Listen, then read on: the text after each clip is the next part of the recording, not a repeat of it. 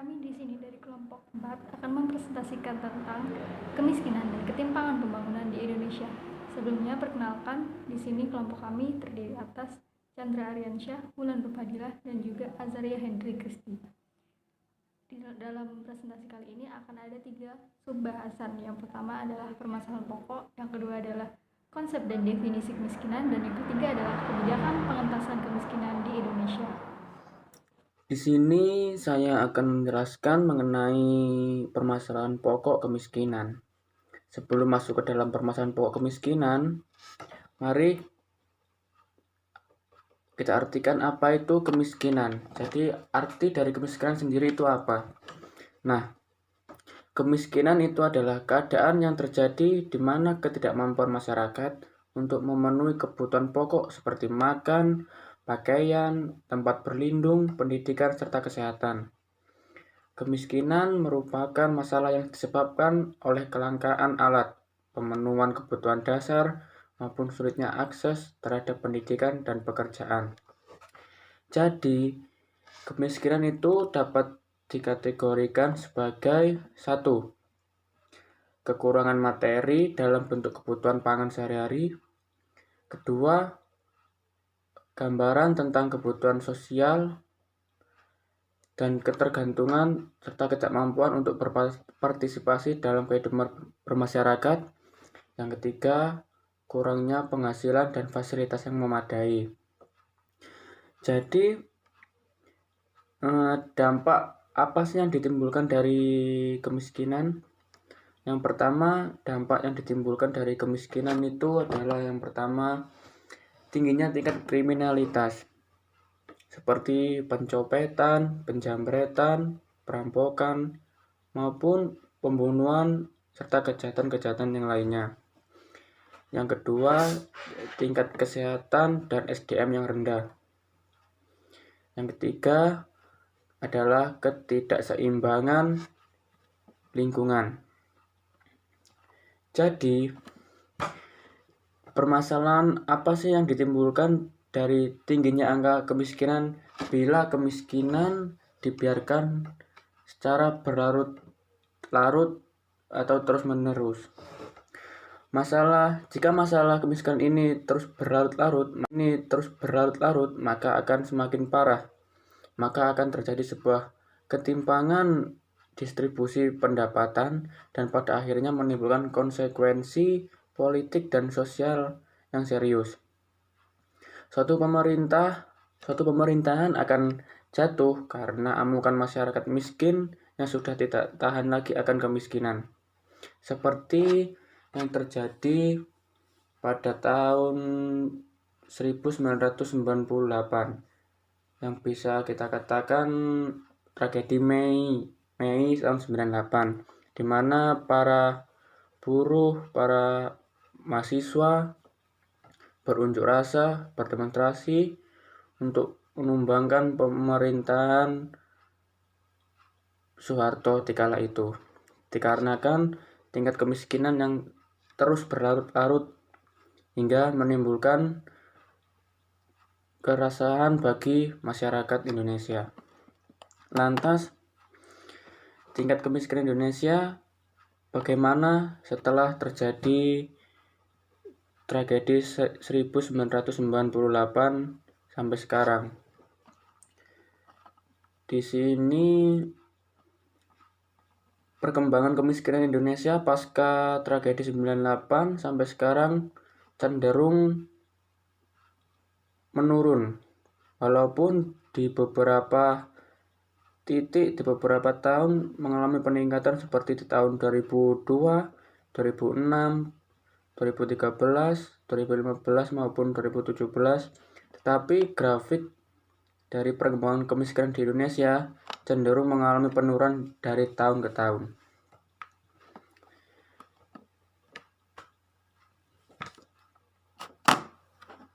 Ini terus berlarut-larut, maka akan semakin parah. Maka akan terjadi sebuah ketimpangan distribusi pendapatan dan pada akhirnya menimbulkan konsekuensi politik dan sosial yang serius. Suatu suatu pemerintahan akan jatuh karena amukan masyarakat miskin yang sudah tidak tahan lagi akan kemiskinan. Seperti yang terjadi pada tahun 1998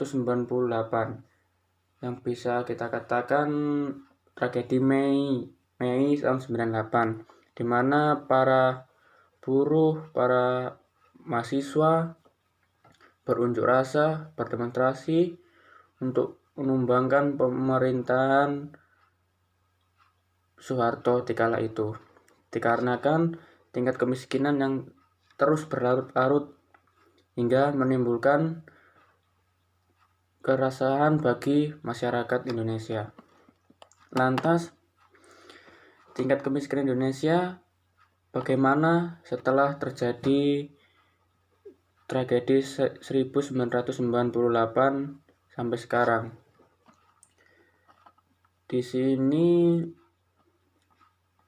perkembangan kemiskinan Indonesia pasca tragedi 98 sampai sekarang cenderung menurun, walaupun di beberapa titik di beberapa tahun mengalami peningkatan seperti di tahun 2002, 2006, 2013, 2015 maupun 2017, tetapi grafik dari perkembangan kemiskinan di Indonesia cenderung mengalami penurunan dari tahun ke tahun.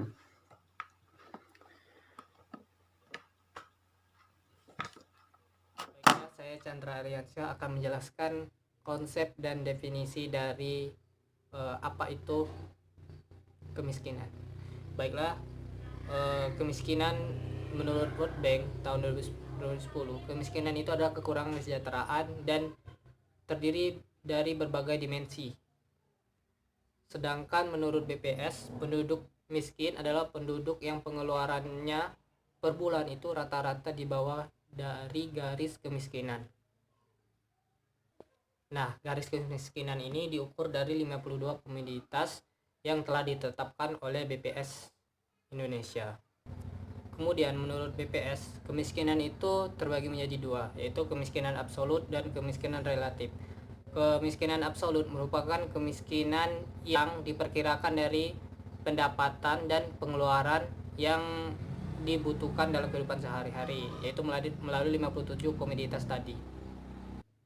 Sedangkan kemiskinan relatif merupakan kemiskinan yang dilihat dari ketimpangan sosialnya. Ada masyarakat yang sudah memenuhi kebutuhan pokoknya atau kebutuhan dasarnya, tetapi di lingkungan masyarakatnya dia terlihat lebih jauh dibandingkan masyarakat lainnya atau lebih rendah daripada masyarakat lainnya. Kemudian kita beralih ke penyebab kemiskinan. Nah, penyebab kemiskinan ini menurut World Bank itu terbagi menjadi 5. Yang pertama itu aset dasar kehidupan, misalnya kesehatan dan keterampilan. Yang kedua aset alam, kemudian aset fisik, kemudian aset keuangan serta aset sosial. Kemudian perkembangan kemiskinan di Indonesia. Nah, pada tahun 2019 berdasarkan data dari BPS, kemiskinan di Indonesia itu cenderung menurun.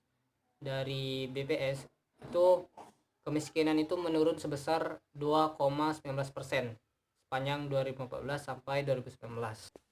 Namun ketimpangan antara kemiskinan antara penduduk di desa dan di kota itu kebanyakan di desa, dan di kota itu terbilang kecil. Jadi ketimpangan kekayaan itu masih cukup besar antara di desa dan di kota. Kemudian melihat update sekarang, akibat dari pandemik ini, orang yang rentan kemiskinan itu cukup besar, dan orang yang jatuh dalam kemiskinan itu cukup signifikan karena adanya virus COVID-19. Kemiskinan merupakan salah satu fokus utama pemerintah yang juga merupakan salah satu permasalahan sosial yang dapat menghambat pembangunan perekonomian suatu negara. Oleh karena itu, pemerintah telah berupaya mengentaskan kemiskinan di Indonesia melalui kebijakan-kebijakan dan juga program-program yang telah dijalankan oleh pemerintah sebelumnya dan juga dijadikan acuan oleh pemerintah-pemerintah pada periode hingga sekarang untuk melakukan pengentasan kemiskinan di Indonesia tersebut.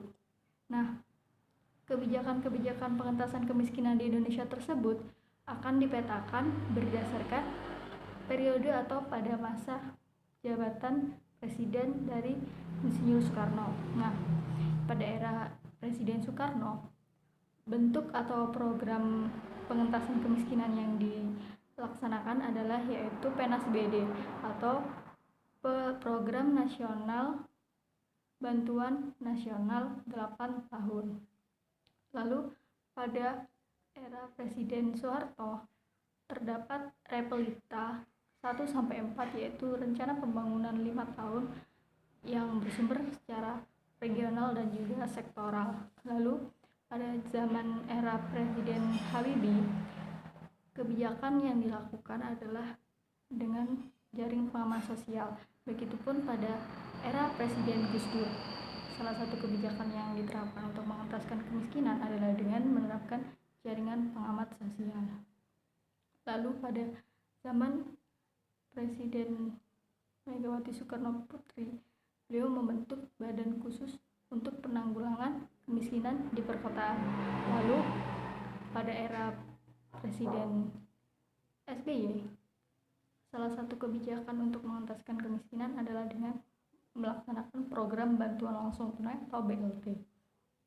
Lalu yang terbaru yaitu pada era Presiden Joko Widodo, beliau telah meluncurkan program-program pengentasan kemiskinan antara lain dengan menerbitkan Kartu Keluarga Sejahtera atau KKS, Kartu Indonesia Pintar atau KIP, Kartu Indonesia Sehat atau KIS, dan juga bantuan langsung tunai serta bantuan nasional non-pangan lainnya.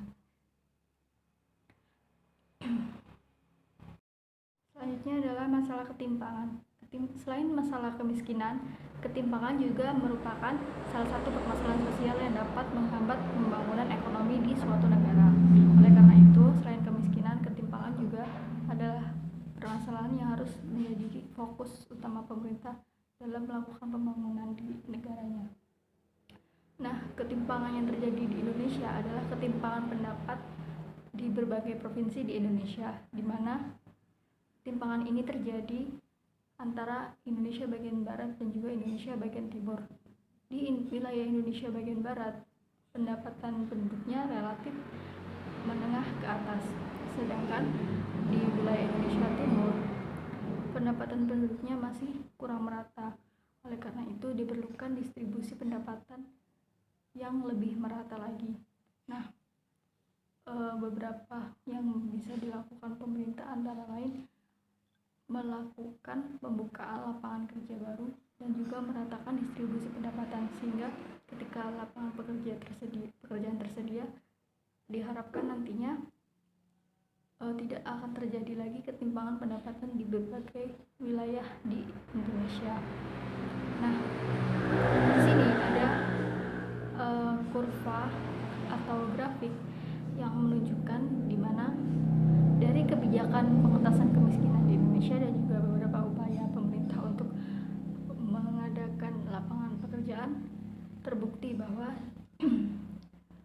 grafiknya mengalami penurunan yang cukup drastis, yaitu di mana pada bulan September 2019 tingkat ketimpangan di Indonesia adalah sebesar 0,380. Nah, ini merupakan indeks Gini rasio. Nah, indeks Gini rasio ini adalah alat ukur yang digunakan untuk melihat seberapa besar tingkat ketimpangan di Indonesia itu sendiri. Nah, berdasarkan penurunan ketimpangan pendapatan di Indonesia secara grafik, maka bisa dilihat bahwa grafiknya adalah perlahan-lahan menurun dari waktu ke waktu. Oleh karena itu, pemerintah diharapkan lebih banyak melakukan upaya-upaya untuk mengentaskan kemiskinan dan juga ketimpangan pendapatan di Indonesia itu sendiri, sehingga dapat memperlancar dan juga pemerintah bisa melakukan pembangunan ekonomi tanpa terkendala permasalahan seperti kemiskinan dan juga ketimpangan. Demikian presentasi dari kelompok kami, kurang lebihnya mohon maaf. Wassalamualaikum warahmatullahi wabarakatuh.